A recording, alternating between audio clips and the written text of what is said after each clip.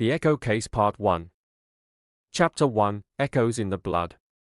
Rain hit the windshield in steady, rhythmic taps as Dr. Nathan Hale sat alone in his car, parked just outside the perimeter of the latest scene. Crime scene tape fluttered in the wind like dead vines. Police lights washed the trees in red and blue, giving the wet world a pulse. He didn't move yet. The address on the dispatch log had meant nothing when he read it. Just another location. Another string of coordinates where death had landed. But when he saw the layout of the crime scene in the briefing packet, something twisted in his chest. He'd seen this before. Exactly this. He stepped out of the car, coat already soaked by the time he crossed the lawn. Uniformed officers nodded in silence as he passed. He barely registered them. His mind was already unwinding the scene. Inside, the room was cold, colder than the rain outside. The air smelled metallic, not just blood, but old blood. The kind that stains past memory. A woman lay across the tile floor of the kitchen, arms arranged neatly by her sides. Her eyes were open. No sign of struggle. No forced entry. No defensive wounds. The medical examiner looked up from his crouch. No ID yet. But the method, he trailed off. "You're not gonna believe this document." Nathan didn't speak. He was already kneeling beside the body. Both hands were severed at the wrist. Clean cuts. No blood smeared anywhere else. Just the hands. And the message. Written in red on the kitchen wall. She never even fought back. Nathan stood. His breath caught. "Can someone get me the full log from the Hawthorne case?" 2016. Michigan. The ME raised a brow.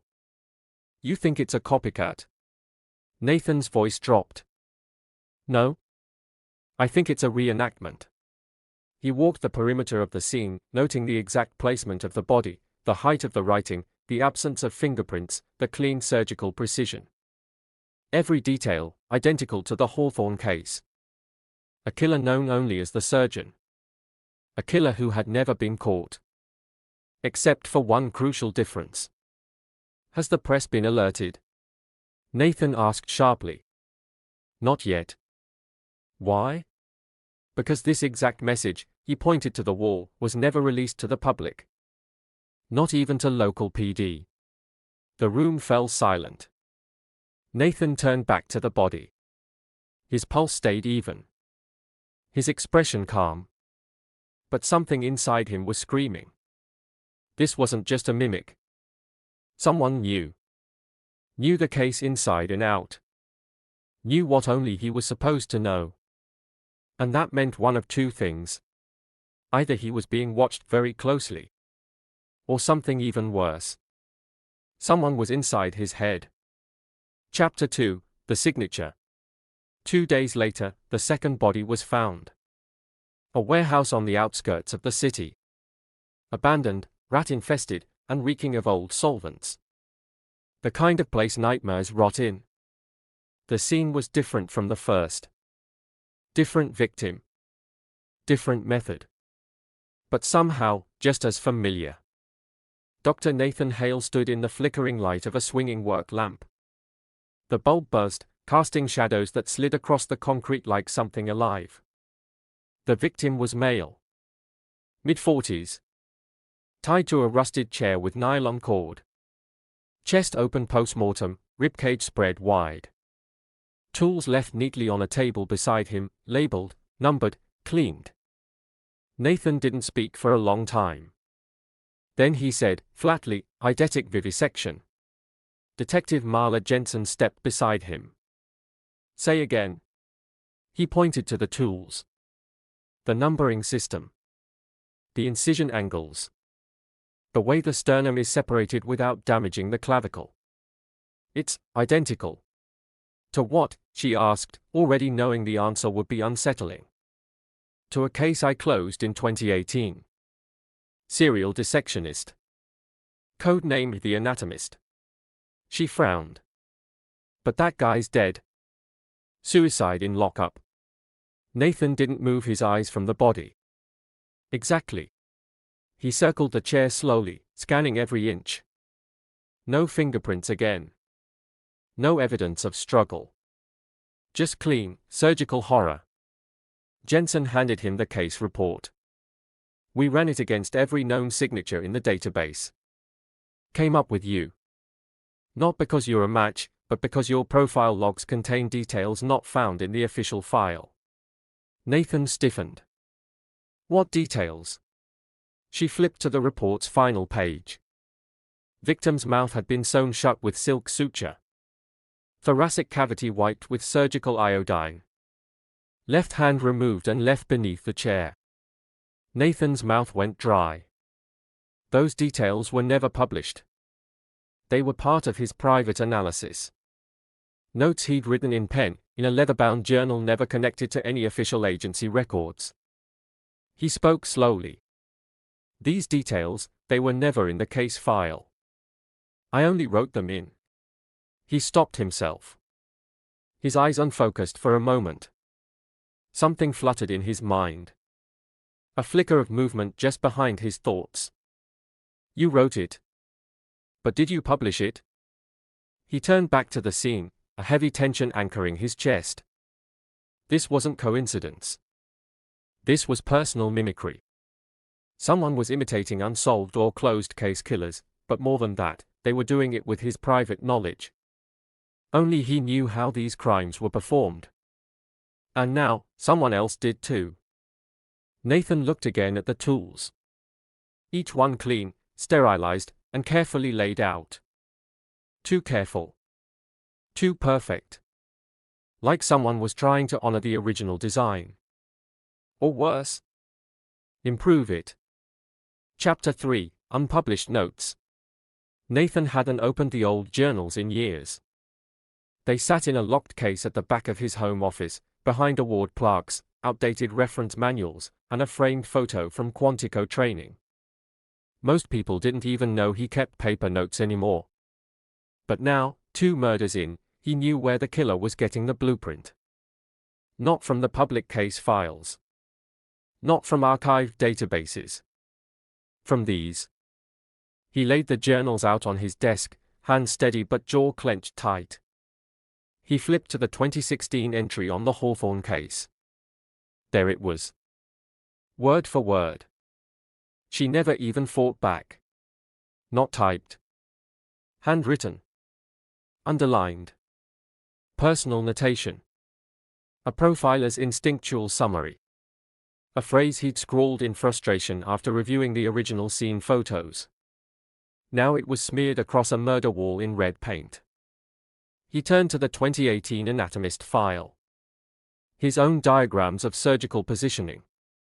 Notes on psychological patterns, ritualized control, pre-mortem sedation, post-mortem symmetry. All of it, mimicked perfectly at the warehouse. And then he noticed something else.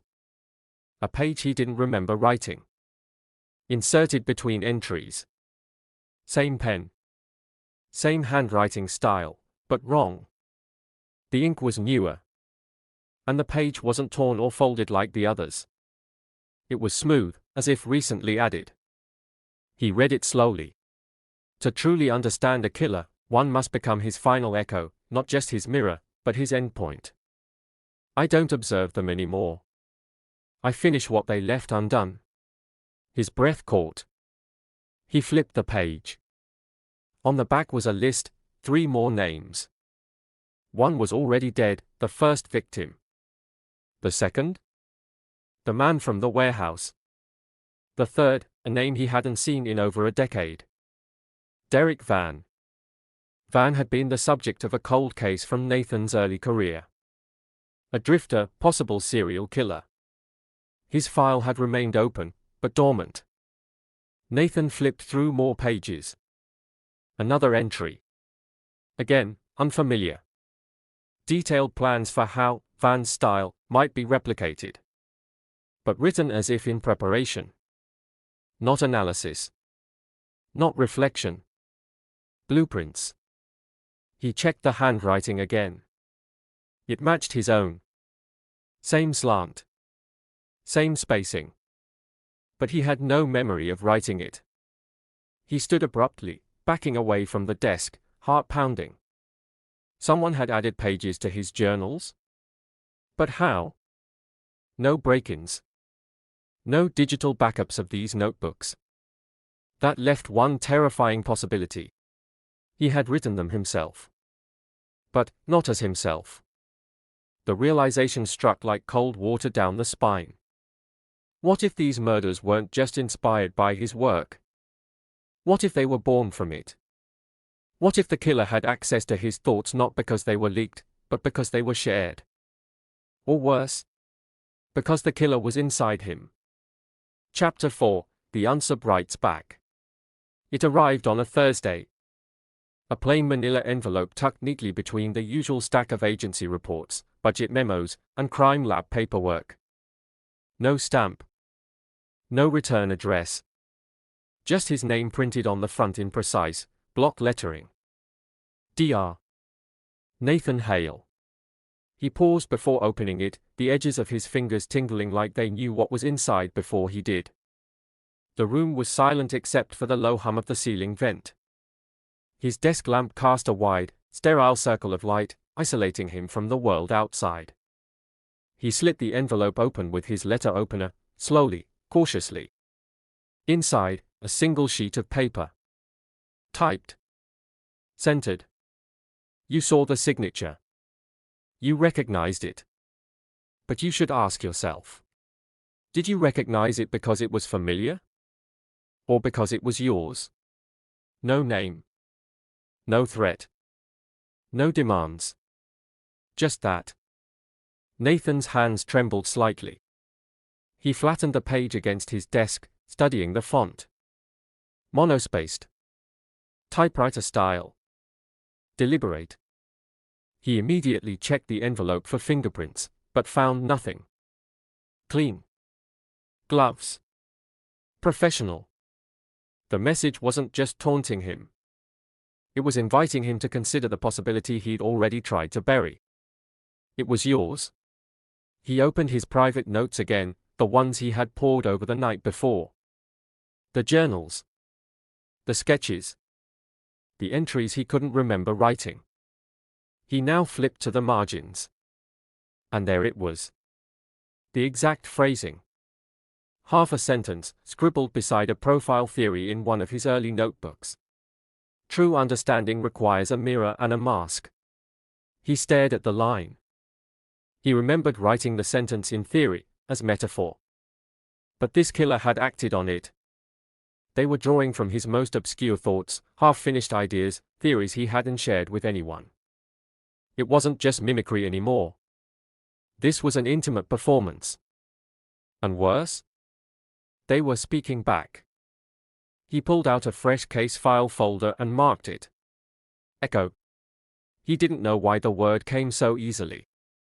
But it fit. A voice repeating back at him, warped, familiar, and just off enough to feel wrong. He took the letter and slid it inside the folder. And that's when he noticed something on the back of the paper.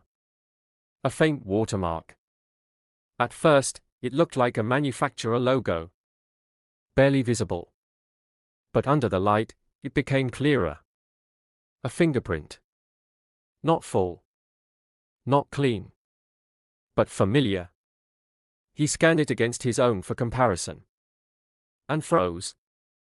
A 97% match. His own print. Not a transfer. An impression. Pressed directly. He had touched this paper. Maybe he'd written the message himself. Maybe he'd mailed it. But he didn't remember doing either. And that raised a deeper, more terrifying question. What else had he done? Chapter 5, Internal Access. It was 2:14 a.m. when Nathan broke into his own house. Not literally, he had keys, after all. But it felt that way. He had just come from the Bureau's cyber forensics lab, where analysts had gone over his work computer, cloud storage, email servers, and backup drives with obsessive precision. No breach. No signs of intrusion. No remote access. No malware. No one had copied or stolen his case files. No one had hacked into his private research folders. His journals hadn't been digitized. Which meant the murderer, whoever they were, didn't steal the information. They had access. And that left only one possibility. Nathan locked the door behind him, stepped into the dim stillness of his apartment, and flicked on the living room light. Everything looked normal. Unmoved. Safe. But it wasn't. Not anymore. He opened the closet in the hallway and pulled out the fireproof lockbox that contained his physical journals. Then he retrieved the small safe under the bed, the one that held his earliest, most private field notes. Written in shorthand. Annotated only for himself. He placed everything on the dining table. Began flipping. Page by page. He wasn't just looking for content now. He was studying touch. Indentations. Pressure differences in ink. He examined each entry under a UV light. There were inconsistencies. Microscopic, but undeniable. Subtle variations in how certain letters were formed. How the pen had dragged across the page. The natural flow of thought, interrupted by something deliberate. Some pages were written with him. Others were written through him. The realization made his stomach turn. He opened his bathroom cabinet and scanned his medication. All sealed. No tampering. He checked the security system logs, no irregularities. The alarm had never been tripped. He pulled up his sleep monitor app. It tracked his REM cycles using a biometric band he'd worn for years. And there it was. An anomaly. Across multiple nights, patterns appeared. Deep sleep between 11:30 p.m. and 2 a.m. Followed by wake activity, steady movement, from 2 to 3:45 a.m. Then a return to sleep, with no memory of the gap. He tapped to expand one night's data. A full hour of elevated heart rate. Body movement. Standing. Walking. But no recollection. He checked the security camera at his front door. Nothing. But the internal hallway camera, one he rarely checked, showed a shadow moving through the hall at 3:12 a.m. His shadow. Wearing different clothes than he had worn to bed. Carrying a leather notebook. Leaving the apartment. Returning at 3:44 a.m. Calm. Smooth. Silent. He stared at the footage. He didn't remember this. Not even vaguely. He played it back 5 times. Then went to the closet. His boots were caked with fresh mud. He opened the notebook that was in his hand in the footage. Inside, 3 new pages. Neat. Cold. Clinical. Subject 3 exhibited ideal conditions. Minimal resistance. Pattern integrity remains strong. Next subject will test disassociation boundaries. Observation mode holds. Observer unaware. Signed simply, E. E. Not Nathan. Not NH. Just E. Echo. It was the first time he saw the name written. And for the first time, he didn't wonder if someone else had access. He realized something far more terrifying. He did. Chapter 6, The White Room. It began with a dream. But not the kind Nathan Hale could shake off with a cold shower or a glass of water. No, this one clung to him. Not with emotion, but with geometry, angles, spaces, light. A room.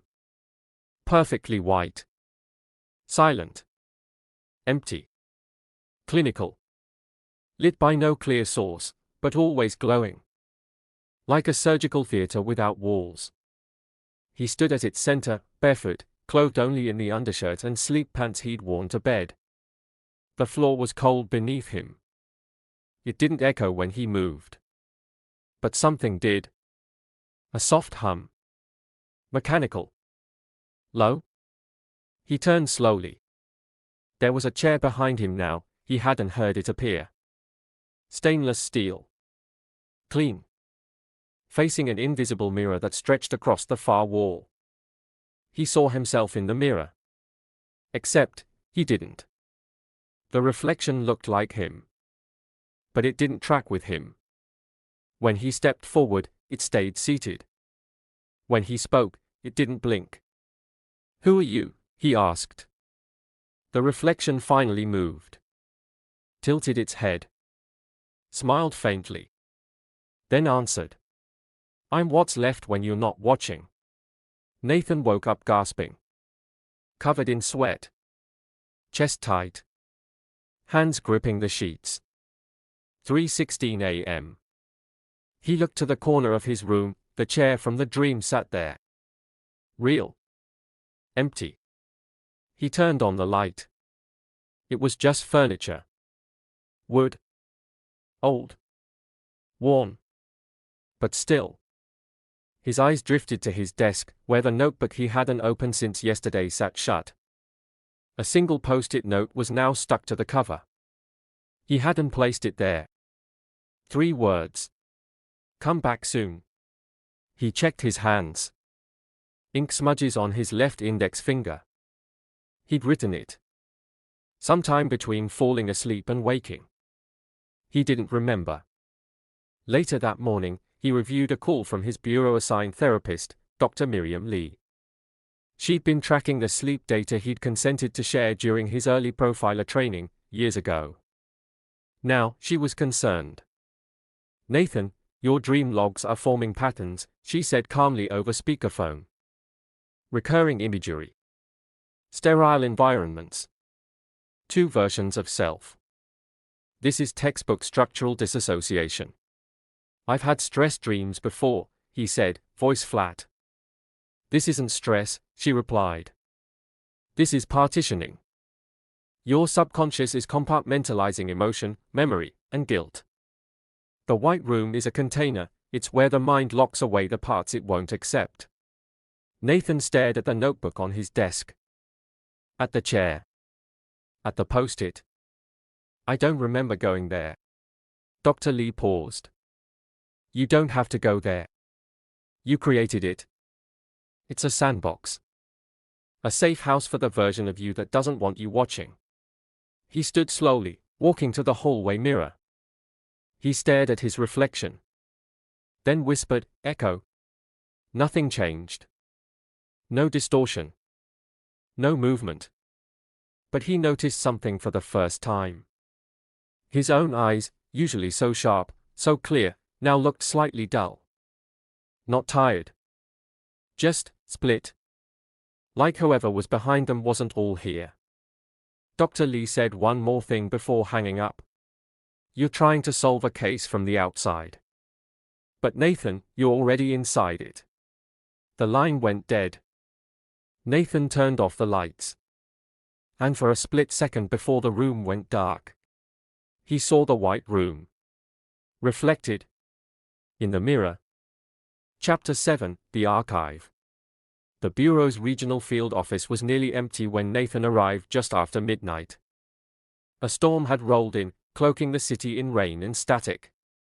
Thunder rolled overhead as the elevator opened to the records division, a floor no one visited unless they had to. Fluorescent lights buzzed overhead. Rows of steel cabinets stretched in long, orderly lanes. Everything here was analog, back up to the Bureau's digital systems, hand-filed for preservation, obscurity, or both. He moved quickly.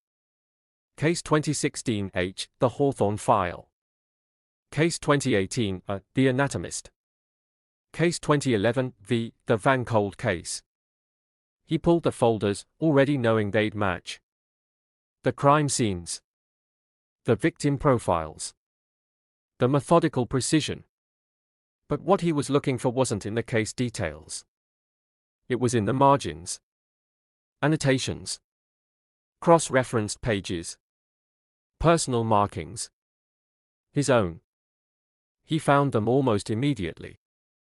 Each file had been opened at some point in the last 2 months, logged under his own access code. But he hadn't accessed them. At least, not while he was conscious. Then he noticed something else.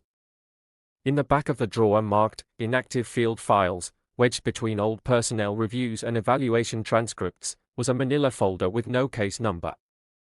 No title. Just a black label. N. Hale, draft file EPRIV. He didn't remember creating this. He opened it. Inside was a set of internal notes formatted exactly like his own profiling reports, same font, same paragraph spacing, same coding syntax. But they weren't his words. The tone was colder. Detached. Analytical to the point of being clinical. The subject of analysis? Nathan Hale. Subject demonstrates obsessive profiling behavior but fails to recognize internalized patterns mirrored in his own subconscious. Disassociation present in non-REM episodes. Reflexive partitioning active. Cognitive loop intact. Subject will continue to hunt himself until integration or collapse. His heart pounded. He flipped the page. A flowchart. Titled, Cycle of Recursive Profiling.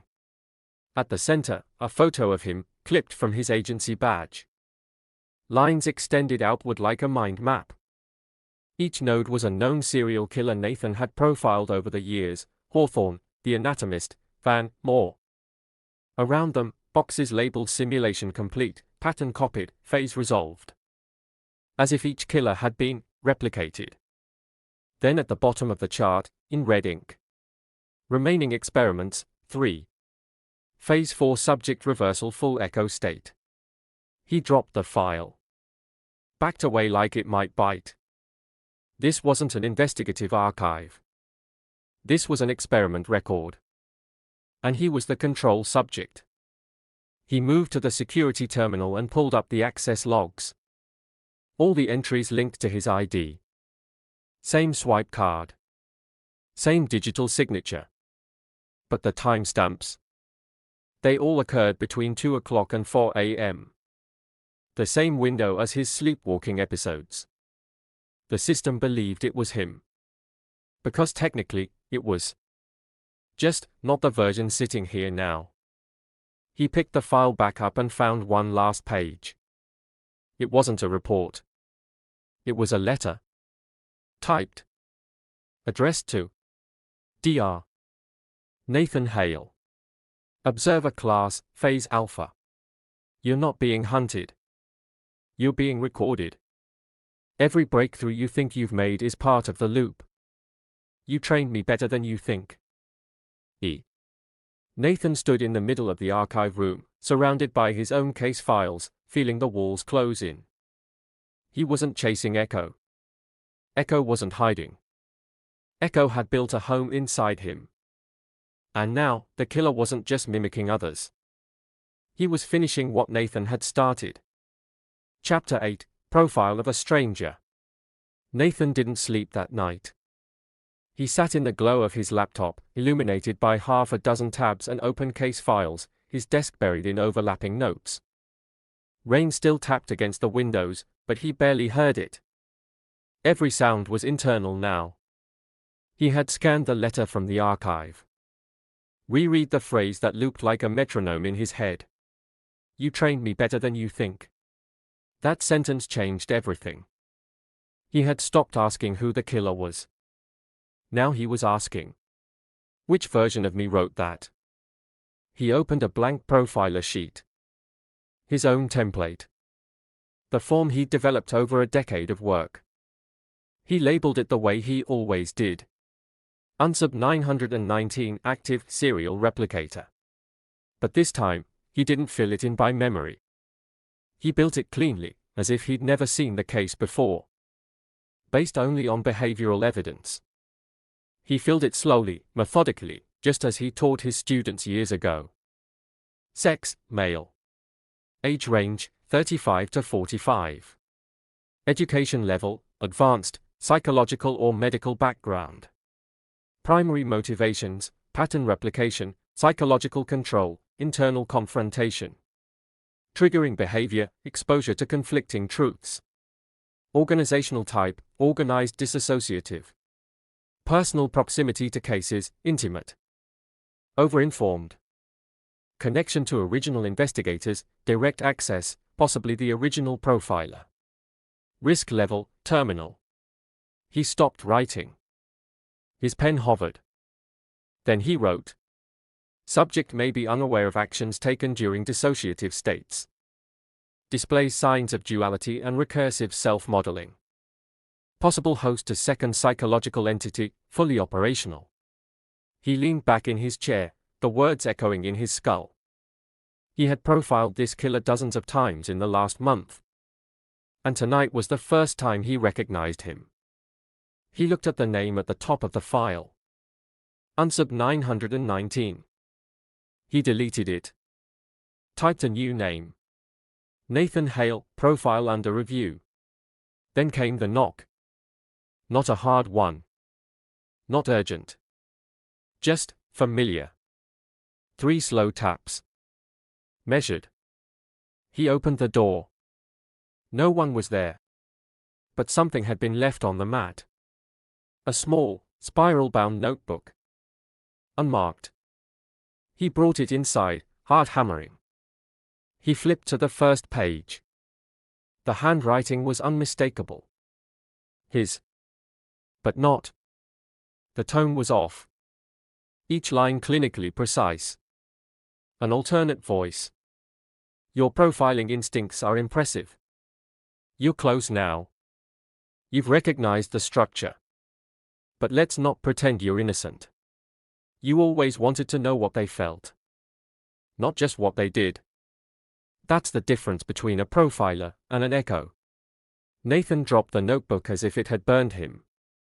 It landed open on the floor. On the last page. A single sentence. Next victim, Derek Van. Let's finish what you started.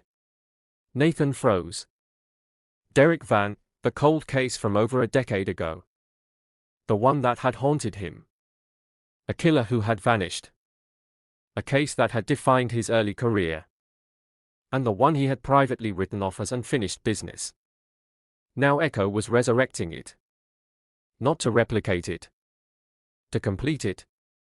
Nathan stared at the notebook, his own shaky reflection visible in the black glass of the TV screen beside him. He'd profiled Echo. And what he saw terrified him. Because if the killer was following his early patterns, theories he had never published, only imagined, then Echo wasn't just becoming the monster he feared. Echo was becoming what Nathan was afraid he might have always been. Chapter 9, The Sleep Logs. The Bureau's biometric lab sat deep underground, 3 floors below ground level in a part of the building most agents forgot existed. Dim hallways. Low ceilings. No windows. Perfect for things people weren't supposed to remember. Dr. Miriam Lee was already waiting when Nathan arrived, a datapad in one hand and a frown on her face. You're not going to like this, she said, skipping pleasantries. I haven't liked much lately, he muttered. She led him into a small observation room. Glass walls. A cot. A sleep monitoring rig, biometric band, neural scanner, real-time heart, and IEM tracking. You've been wearing the biometric ring for 6 years, she said, pulling up a series of graphs. Started when you helped design the behavioral loop studies. I remember. You opted into subconscious data collection. Forgot about it, I bet. I didn't expect I'd need it. She turned the screen toward him. Look. The data rolled by, a neat cascade of sleep sessions going back months.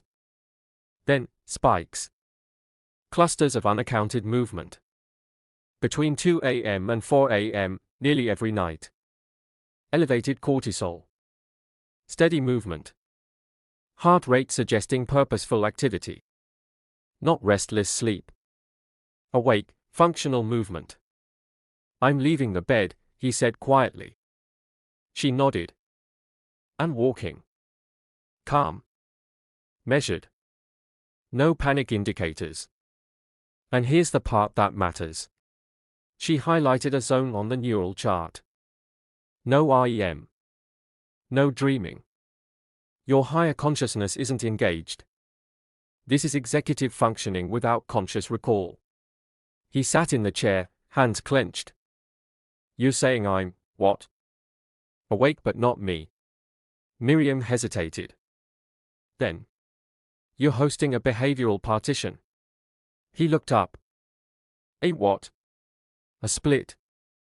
A version of you that's operational, active, and isolated from your core memory.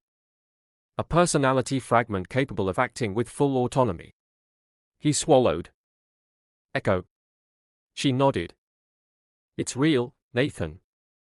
It's not theoretical anymore. He leaned forward, voice low.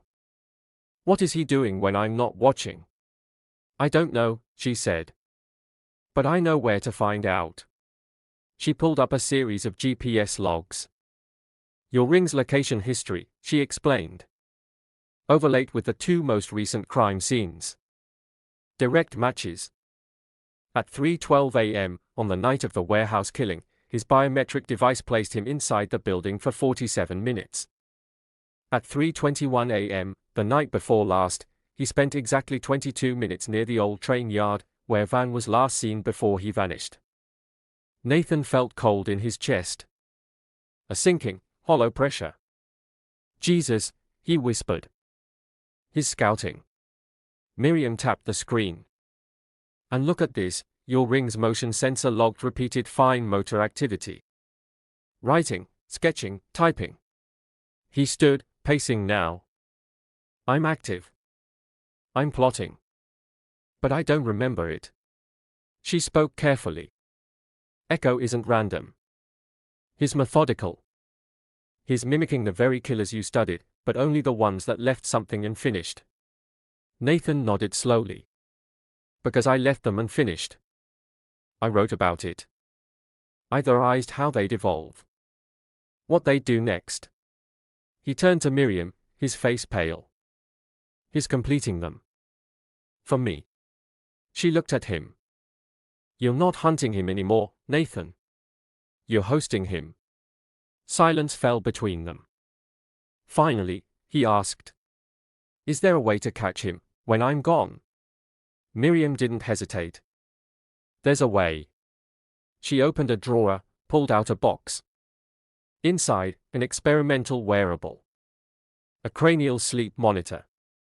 Not just to track data, but to record it. In high fidelity.